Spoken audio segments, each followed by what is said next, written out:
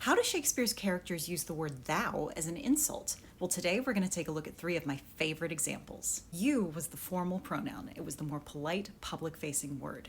Thou was the informal pronoun, and you could either use it to express affection with your loved ones, or you could use it to speak down to social inferiors. So if you used the word thou with someone who was of your class or higher and you weren't especially close to them, that was a deliberate insult. You were starting a fight. Our first example is from the play Twelfth Night. At this moment in the play, Sir Toby is trying to egg on Sir Andrew into picking a fight with Cesario, aka Viola in disguise. So what does he do? He has him write a mean letter. He tells Sir Andrew, "If thou thouest him some thrice, it shall not be amiss." Now, this line gets cut from most modern productions because nobody knows what it means anymore, but Shakespeare's audience knew what that meant. If you called someone thou 3 times, them's fighting words. You are deliberately starting a fight. The next example comes from the play The Winter's Tale. Leontes, the king of Sicilia, has become absolutely convinced that his pregnant wife, Hermione, has been cheating on him.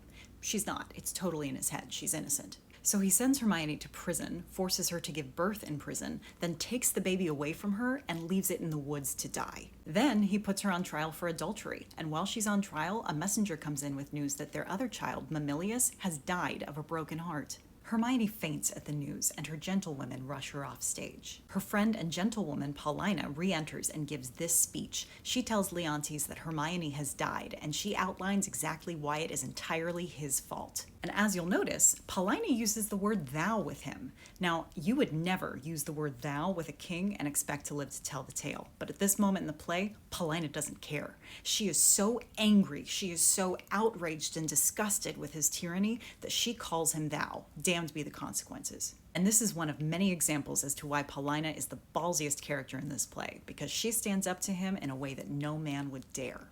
I have a whole video breaking down this speech on my YouTube channel, so if you're interested, go check that out. Our final example is from the play Richard III. In this scene, Richard is trying to woo Lady Anne over the dead body of her father-in-law, who Richard murdered. Oh, and by the way, he also murdered her husband. So, as you can imagine, she's pretty disgusted by him. She calls him thou this, thou that. Blush, blush, thou lump of foul deformity. God, what a good line.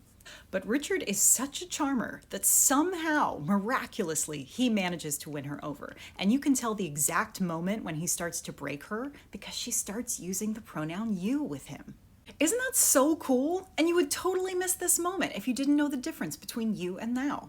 This is part of a series on Shakespeare's use of you and thou, so if you find all this as fascinating as I do, then like and follow for part 5.